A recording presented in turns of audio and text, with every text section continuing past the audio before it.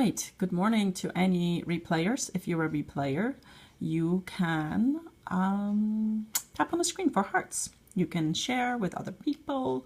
You can also find me on, hi Joy, hi Sandeepa, on Twitter or on Snapchat. If you have questions you want to ask, if you want anything that I talk about, hi Kimirab. If you guys ever have questions about things that I talk about or just how it applies to your personal situation, I'm always happy to give you some insight into what I think should be your next steps. So, thank you. I'm flipping back and forth. Good morning to everybody. Hi. It's good to see you on here, Joy. It's good to talk to you this morning. Hi Anthony. So for those, good morning Dee. Hi. Hi everybody. Hi everybody who's joining. If you're new to me or if it's been a while. Oh, this is crazy hair. I haven't been to the gym yet. My name is JoannazArach. Thank you, Anthony, for inviting your followers. And I do a daily money habits broadcast at 10 a.m. Central. Thank you for sharing on Twitter. And I talk about money habits because if you develop better money habits, you will put yourself in a better financial position. And I talk about the different concepts of how you do it. Some of the practical tips, but I also talk about getting people to deeper understand how money works. Thank you for sharing that. And how, in both the math concepts, right? I try to break down math concepts into something simple, but also something actionable. Because behind all of these habits, you want to achieve some sort of sense of financial freedom. And I talk a lot about financial freedom. It can mean different things to different people.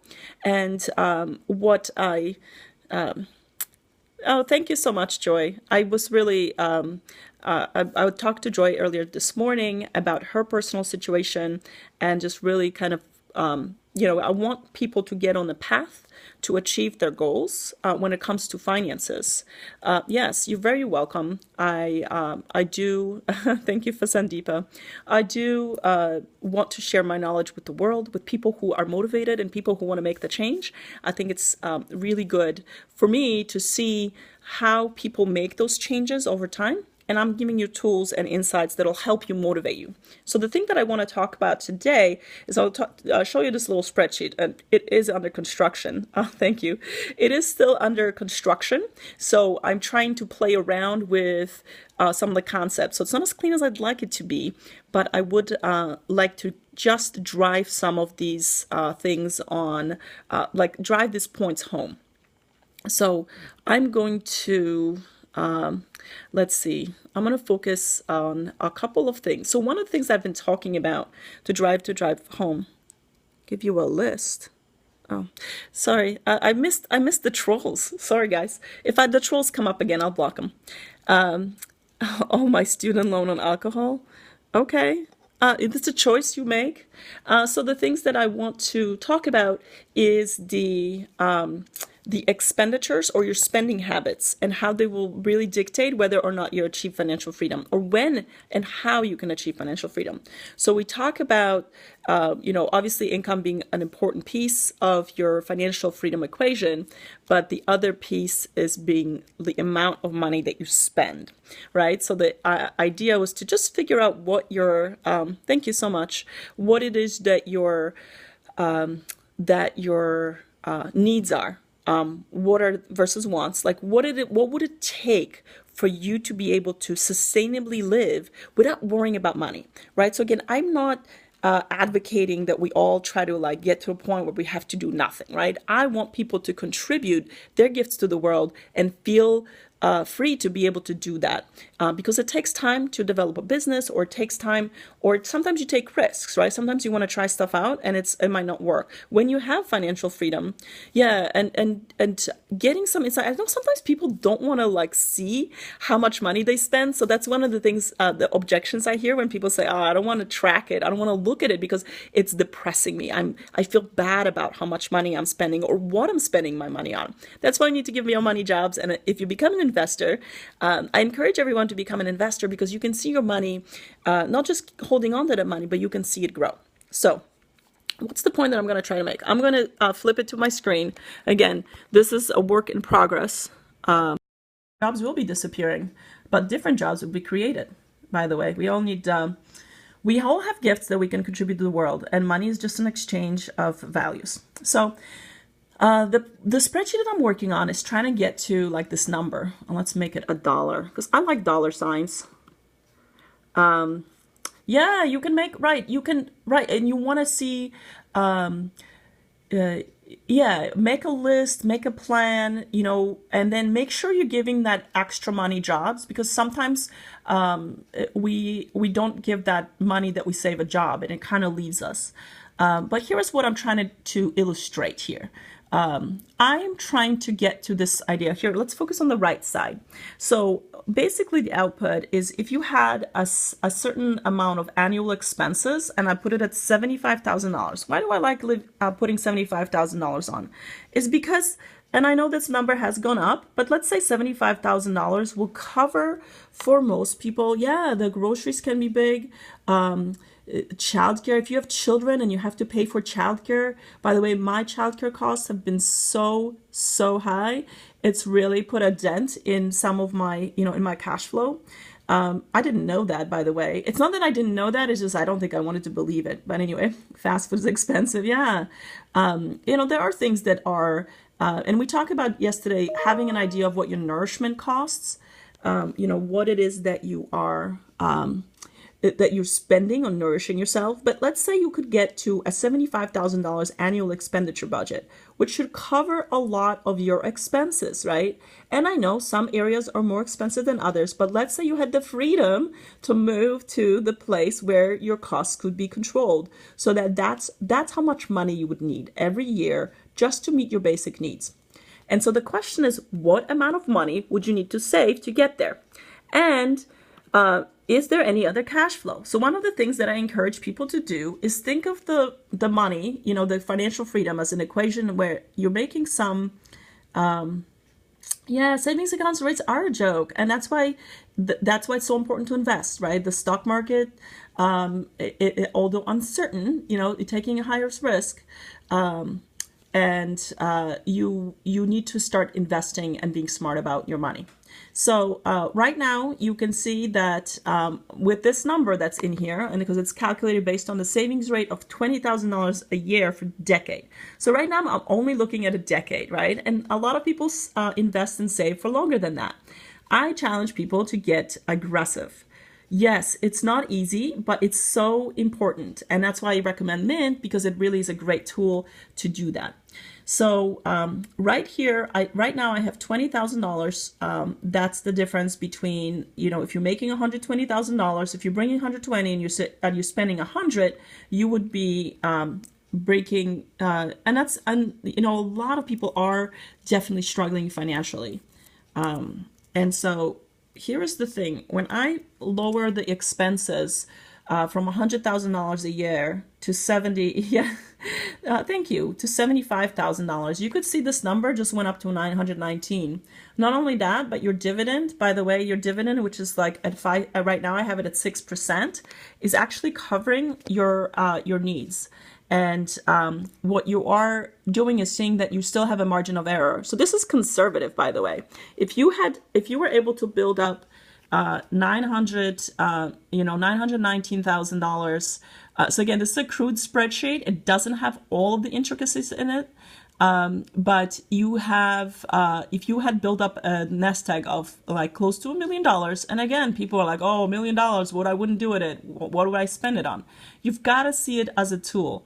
College is too expensive. You got to be really thoughtful about, thank you. And again, I'm still developing it. Like I'm never happy with my spreadsheet tools. I'm a little bit of a perfectionist, so I don't feel like it's still usable, but I want to develop it further. So right now I'm just looking at a decade-long savings plan where you're saving $45,000 every year because you've created a big gap between your income and your expenses.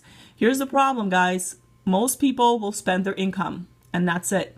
And then they'll say, well, it's really hard to save all this money. I'll agree if you're spending everything you're bringing in, or if you're bringing in just enough to cover your expenses, it is really hard. That's why you need to change your mind about what it is you're trying to achieve.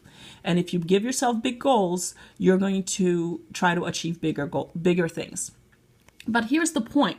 If you get to this number, By the way, you can get there in a decade with $45,000 a year spending savings plan.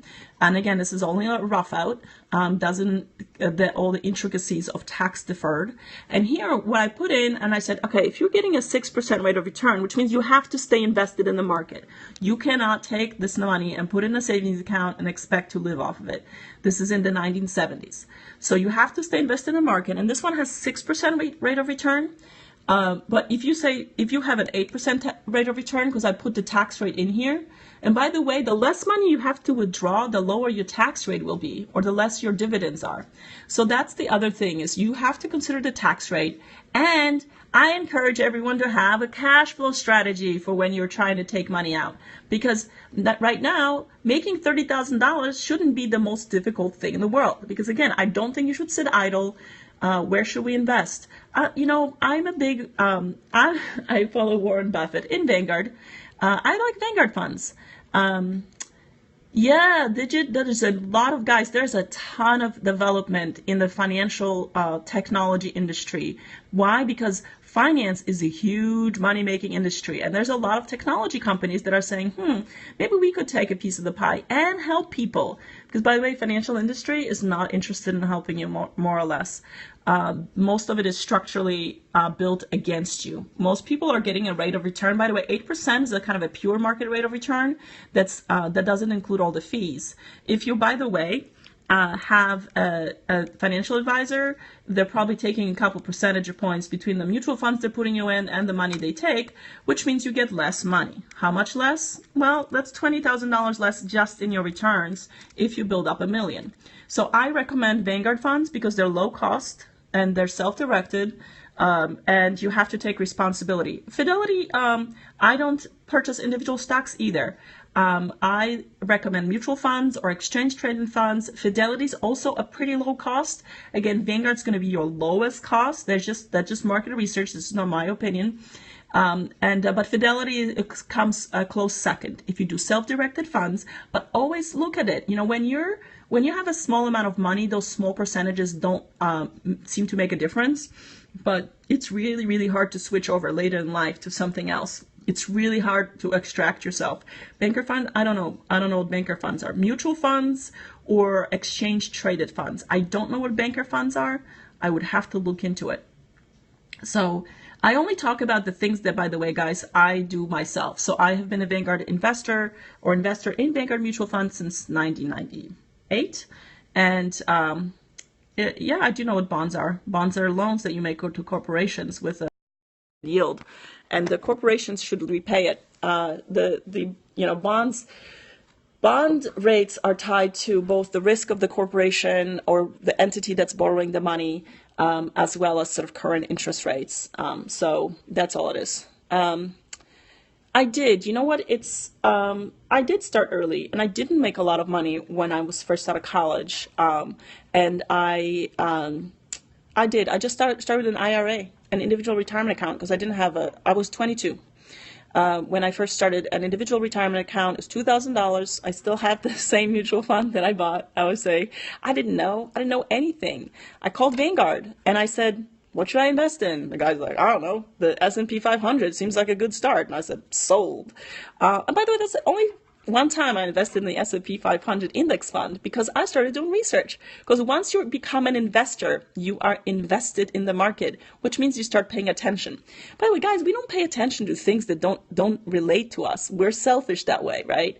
So then thank you guys. Thank you so much for the encouragement. And I started investing early. So I'm one of those, when they show those curves of people who start investing early, I'm one of those curves. Not only that, but I just got more aggressive over time, and not aggressive like higher risk, but like more money. I just started putting more and more money away every single year. Maybe except for the couple times where I wasn't working. I don't have a continuous job history. There were like a year here, 6 months there, where I just didn't work. One of the things that having no income, how to get started? Yeah, I can. I definitely can. First thing would be if you have two things. This is the two best ways to get started is if you have a 401k at work, good morning. If you have a 401k through your job, sign up right now. sign up for your 401k. And I know they come with slightly higher fees, but it's just the easiest way for you to get started. So that would be number one. If you do not have a 401k at work, but you have income, you can open an individual retirement account. Again, I'm going to recommend Vanguard because that's what I know, that's what I use, and they are the lowest fee. Open an individual retirement account right now, because if you open it before April 18th, you can actually make a contribution for last year. And your goal should always be to max it out. I know that's not in the cards for everybody in terms of the cash flow, but I think you can start with $1,000 with Vanguard. Don't quote me on it. But those are two ways. Just get started. Be in the tax deferred or tax preferred accounts, which are 401k individual retirement accounts. Until you max those out, don't go just get a brokerage account. Max those out first. That's how you will get started. I guarantee you that you'll get a tax benefit from it, and you get the tax deferred growth or tax free if you do a Roth. Only do a Roth if you're a little bit more sophisticated. I do think that if cash flow is an issue, traditional accounts are better. Why? Because they give you the tax advantage. Taxes and tax deductions are a hidden way for you to get money back in your pocket, and fees are the ways that money comes out of your pocket. So that's the why I focus on those things. If you're new to me, the 5 levers of wealth building are income, taxation, investing, big purchases, and risk management. And, that's why I do include the taxation equation in my conversations. I am U.S. centric because I understand the U.S. based system, but I think some of the principles apply in other countries as well, in developed countries that have a high taxation rate, whether it's, Canada or Western Europe. If you see Vanguard mutual funds are the lowest fee. So that's what I always tell people. I'm like, look for Vanguard. Second best is Fidelity. If you see something, let's look at 457. Yeah, is that maxing it out though? Are you getting the full $18,000 contribution? Because I would challenge you to do that. Max it out. And I know 12% is really good. So I'm hoping you're maxing it out, but that's really great, right? Like that's a huge, try to just up it a little bit, 12%, see what 13% feels like, right? 14%, like you can just do it every paycheck. You can change it every paycheck. I feel like people get stuck and they're like, oh, once a year I have to do this. And once I decide, that's it. If you feel like you have a little bit of spare cash, try to, in your budget, again, make sure you're paying off credit card debt. If you have any credit card debt, stop right now. Stop. Do not invest. Do not pass go. Make sure you pay off all your credit card debt. Now, other debt may not be like student loan debt. It's usually at low percentages, same as mortgage. That's excellent, right? So you definitely should try to just try to up your percentage, see, because you can max out earlier in the year too, right? Like one of the things that we do is we front load some of those contributions just to get them done, just to get them done. So the cash flow is lower, but the net worth grows.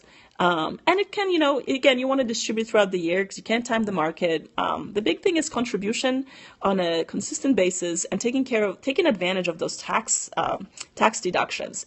And sometimes people just don't even know. Yeah, which is really great, guys. You guys, credit card debt is crippling a lot of people's ability to even get started, and they're like, oh, I want to invest. I'm like, you can't invest. You have to pay off your credit cards. Like you're still behind, right? So it's like, here's the starting line. And there are some people who are like, they're over here, right? And it's like, so if you're at the start line with no credit card debt and no other debt, you can make progress. But then you just need to take action. And so, so try to max out, use the vehicles that are available to you, I mean, is a 401k plan ideal? No. Student loans are okay, right? Student loans are usually, make sure you're paying them on time, but they're usually a low interest rate, and you're actually better off investing in a tax deferred account ahead of trying to pay those debts off faster, right? They are high interest rates will eat into your plan. They are like financial suicide. And, and one of the things is there are a lot of the people who have debt, there's a lot of great debt coaches on Periscope and out there. No, you don't lose your 401k plan. You can roll that over. So when you leave, you never know. 401k is your own contributions. So everything you've ever contributed belongs to you. If you have a match from your job, some jobs make you stay there for a few years before you have a vesting schedule. That's just on their match. The money you contribute is yours to keep in a way to you can't just take it out. When you leave your job, the best thing you can do is roll over your 401k into an individual retirement account. Again, I would do it to Vanguard because I think that they have the best options in terms of lowest cost and lowest fees, but you can roll it over, and you want to make sure you do the rollover, never cash it out, because that'll create a whole lot of hurt for you in terms of taxes and penalties, because you're now holding it. Even if you put it right back, never take the 401k money out. Unless you have some sort of I know people have financial emergencies, but we're trying to prevent that, right? So you can definitely roll it over and it's yours. And in an individual retirement account, you will lower your costs because the administrative costs are way lower for an individual retirement account. Wow, that's amazing. I'm like, first of all, I'm amazed how big those student loans are, right? And then, you know what? I say invest first, then pay off student loans. Because I paid off my student loans the first year I had a real job, because I went to graduate school for a long time. And my first year, one of my big goals was to pay off all student loans. But that was after I maxed my 401k contribution. And I don't know if I contributed IRA. I didn't do it perfect. I don't know if I contributed IRA in that year. Yeah, but you don't want to take it out. You don't want to take it out. You want to you want to let it roll. You want to let all your tax-free money roll. And I have Roth accounts as well. Yeah, of course. But we're trying to prevent it with risk management, right? We're trying to make sure you have an emergency savings account. But again, I feel like I didn't have an emergency savings when I was young, because what kind of emergencies do you really need? Like you still had mom and dad. So insurance, that depends. So I know that some people buy whole life insurance. I feel like that's not a good deal. That's just my opinion. I don't think it's a good deal. I don't think it's a good investment. I think it's too much cash. I like term insurance. So insurance, because it's risk. So here's how I feel about insurance. If you have dependents, those are people who rely on your income, it can. I buy term life insurance because I get more bang for my money. I'm really just protecting my children and my spouse from the loss of income. And also, it's just hard. It's just hard if you lost your spouse. So myself and my husband both have term life insurance policies for a large amount. Those are cheap, and I don't care. I don't care that money just goes, quote unquote, to renting my life insurance policy. I'm fine with it. It lets me get on the plane easier, and it lets me sleep at night. It doesn't make me worry about coming down with a terminal illness, for example, because I have a term life insurance policy, and that's so if you have dependents, I think it's pretty high up there. For the whole life insurance. So there's different insurance products. Term life insurance is like a lot lower cost for the, what happens after that? So you have to ask yourself, is someone, once you turn 63, I have universal insurance before debt payoff. Well, depends. Are they selling the insurance? I think the insurance, and again, I would buy a term policy, which is I think if you're a healthy person in their 30s, I think $1 million policy is like a few $100 a year. When the term is over, so then you have to ask yourself, who's relying on you? Hopefully no one's relying on you and your income. And I missed the last comment about being broke, sorry. So if no one's relying for your income ability to support them, and so I'm hoping that unless you have disabled children or you have a disabled spouse, then you would need that. What I'm hoping, there's disability income insurance. I don't buy a lot of insurance products. I really just bought term life insurance. I like to think I'm self-insured by wealth building.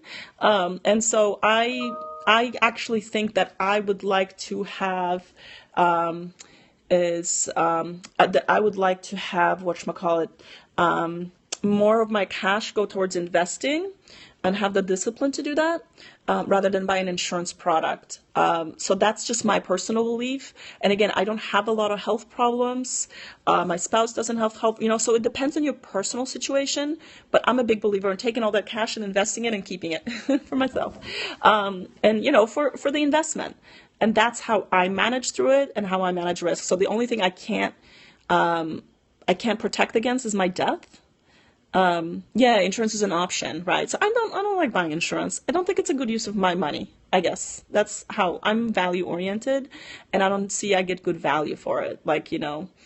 I think a lot of those products are very costly and they make the people who sell them a lot of commission. So I don't sell insurance, and so I'm indifferent. But I've never heard someone be like, oh, I became a millionaire when I bought my whole life insurance policy. No, I'm pretty sure most people go, I increased my income, I had a really great business, or I built up my assets through accumulation. Yeah, it's a good. That's right. Insurance is a good option for people. I mean, I have life insurance. I've had life insurance for a very long time, and again, when I was pregnant with my twins, I got my husband. I mean, like, you need to get life insurance now because I can't, I can't manage everything by myself. So I made him get life insurance, and he didn't have a policy before that. If you're single and you have no dependents, really not a lot of need for you to have life insurance. Unless, again, you have someone in your family who's depending on you longer term, there really isn't, it's not a good use of money. Invest it instead. And again, I feel strongly about whole life insurance. I guess I don't recommend it. I guess, but you know what, I know whole life insurance, you have that cash ass, and again, I just don't think it's a good value.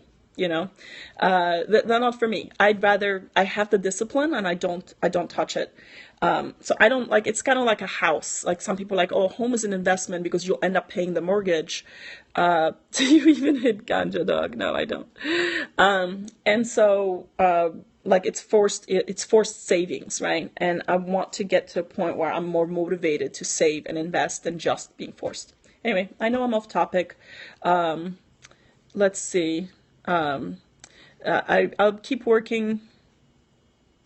Yeah, right. Yeah. Again, I'm self, yeah, that's what the insurance is really important. So if you have small children, please get some life insurance, just term, even if it's for $100,000, your spouse, will thank you, your children will thank you.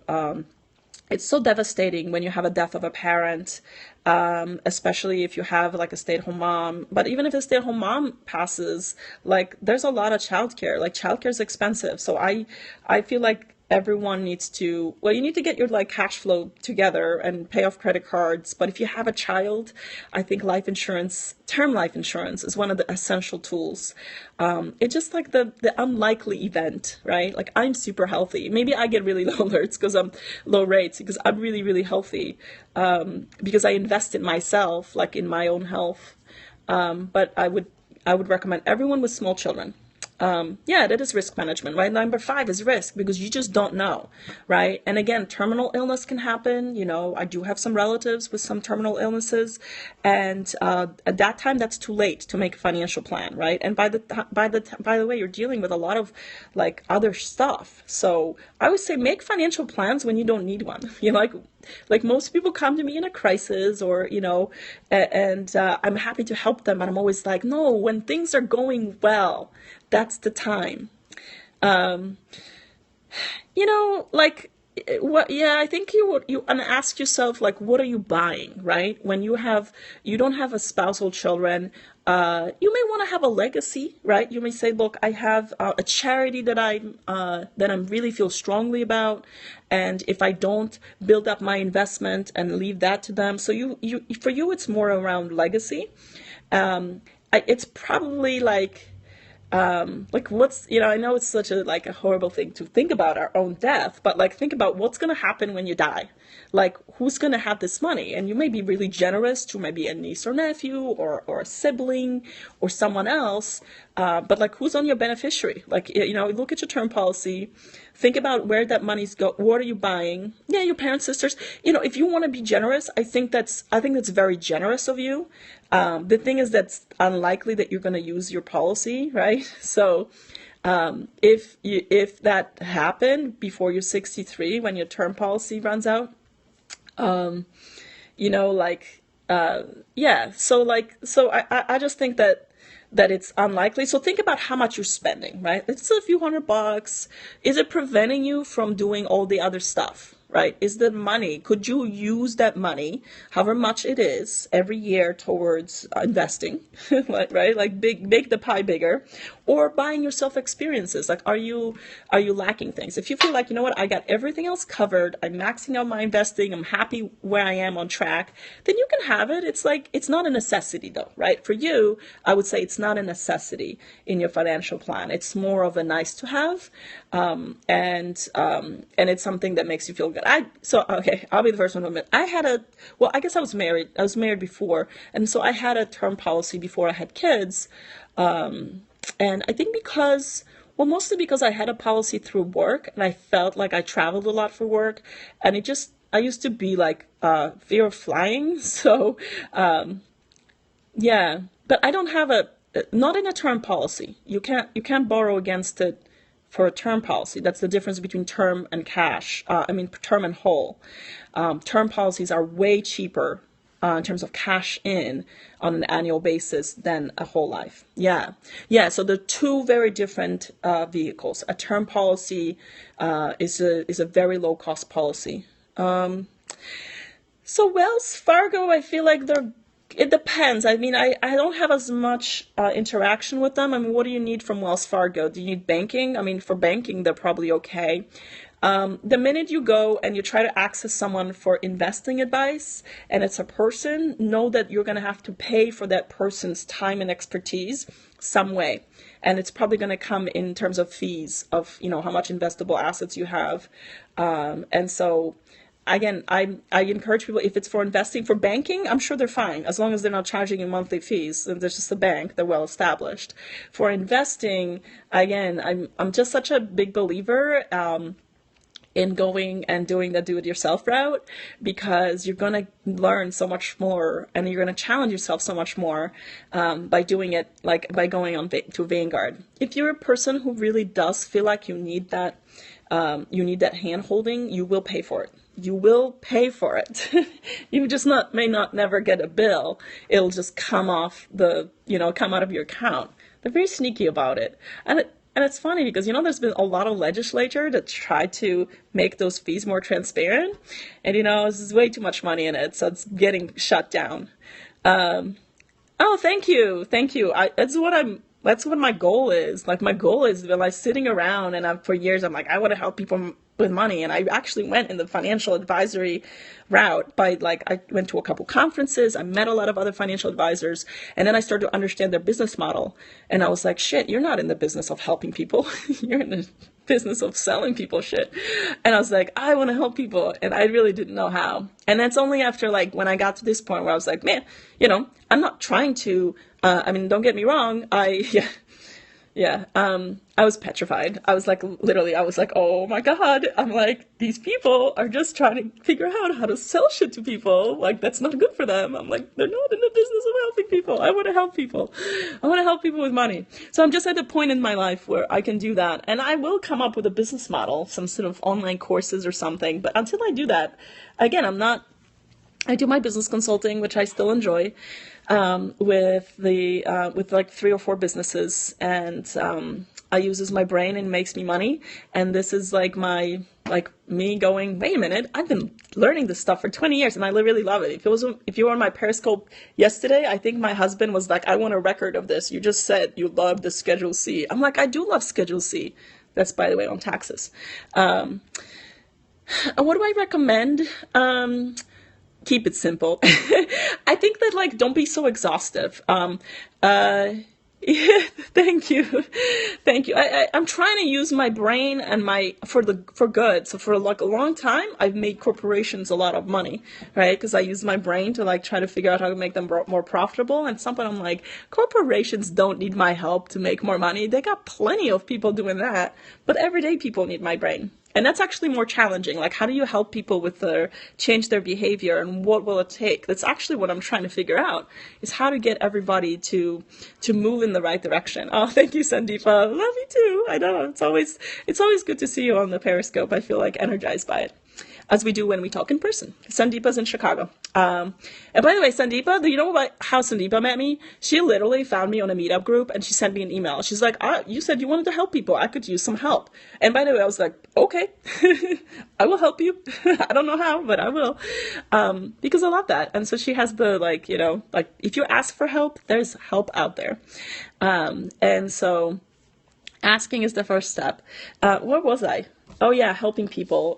So yeah, I wanted to share this knowledge. Yeah, I want to share this knowledge with you guys. No, I'm not a man. Surprise! No, and I just like my hair short. I don't know. And so no, for a second, actually I've had some long hair, but I used to shave my head or have a mohawk. These are things you may not know about me. So, okay, I don't know what my point is. The bottom line on this particular Periscope is, if you can get your spending, if you can figure out what it will take, yeah, thanks, Sandeepa.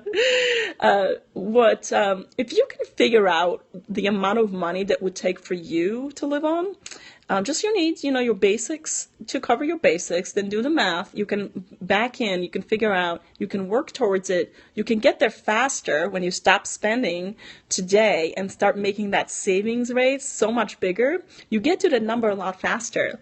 I think that, like, if you have conquered the income part, I don't want to underestimate how important income is. And it's not easy, right? It's so hard to just go and jump into a 6-figure income. It's not easy, right? So let me not underestimate it. But if you get to that level, and again, I do believe that, getting to a 6-figure income over time is achievable, but it will take some work and some creativity and some risk and maybe some asking questions and all that. But you can get there. Once you conquer the income equation, the savings rate is really, really to that income. Yeah. I sometimes send people, I feel like there are people who are more expert on it, like Pat Flynn from Smart Passive Income, or Ramit Sethi with I Will Teach You to Be Rich, or even like a lot of the business coaches, like, who sell programs. And again, don't just go buy a program because you want to feel like you're taking action. But I do. I want to. Most people don't look at the economy enough. Like, don't try to understand economics. By the way, if you become an investor, you get more interested in economics. You need to get in where the money's flowing. Don't go where there's little money. Like, if there is little money, there's not enough for you.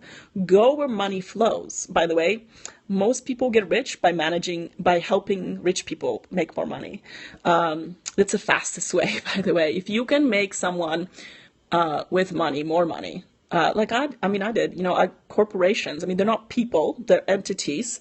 But, if you're working for a client that has a revenue that's in billions of dollars, yeah, you're versus, like, if you have a client that's only making $100,000, how much of their income can you access? Not really. You can't add that much value to them, right? So think about the value stream of economics, and then look to the future also. So finance, healthcare. I like services. I feel like services is a higher profit, but it's not sustainable or scalable, at least from my experience, not immediately.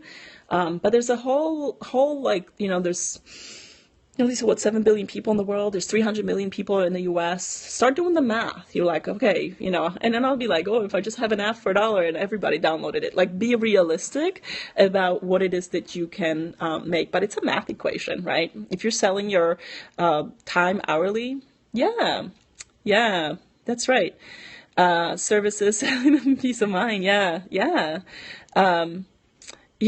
Be back tomorrow, 10 a.m. every day. Periscope. Sometimes I'm on point, sometimes I ramble.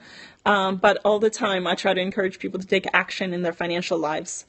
But that's it. That was really it. That was really the point that I was trying to make today, was, If you solve the income equation, the next is like get your spending kind of in a box, and then you're going to be able to get your savings rate up. And then you're going to, I truly believe that people with six-figure income can get to a seven-figure net worth in about a decade. Like it's not simple and easy, but you can do it. Yeah, thank you. And I enjoyed talking to you today. So thank you everybody for joining. Thank you for your time. I know I went for a while. The five levers of wealth building is income, like things you have to solve for and be knowledgeable and start addressing. So income is number one. You've got to figure out the income equation, which means make income. Taxation, get interested in taxation. It's a huge lever in your income, in your wealth building. Investing, right? You've got to become an investor. So you don't have to be a professional at any of them, but you've got to start caring about it and start getting a little bit of knowledge every month or every year. Take an interest. It's hard to build wealth if you don't do all the five, or some of it. So investing. Number four is big purchases. Like know where you're, like if you're going to make a big purchase, really put more time into it and think about it, how it's going to impact your wealth building. It will. And then risk management. Yeah, thank you, Sandeepa. Look at that. I know I talk about a lot of it. Risk management, because shit happens. You got to like plan for it, right? You've got to have, you've got to protect yourself against risk, because everything can crumble down if you lose your job, right? If you get sick, if you have to, move or something, there's all of these things. So you need to build it into your plan. Those five, you need to start thinking about the big five. That's what can impact or what will impact your wealth building. And those are the things that I focus on. And those are the things that I've seen. I've seen into the future. I sometimes feel like the scene in the Blade Runner, just dating myself back when he's like, I've been to places you've never imagined, right? And that's how I feel about money, and like having worked and experienced the ecosystem of where money flows, and having just been doing this stuff by myself in terms of my personal finance for so long, and being so passionate about it and interested, that I feel like I can condense that for you guys, condense that knowledge and give you the right path. It's not the only path. It's just what I think is, it'll get you there though. Okay. Bye. Goodbye. I'm like, I gotta wrap it up. Thank you guys again for your attention, for your time, for your support, your encouragement, your comments, your questions, your hearts, and the sharing. And I will see you guys tomorrow at 10 a.m. Yeah, have a great day. 10 a.m. Central Time every day, and I'll be on tomorrow. Okay. Bye.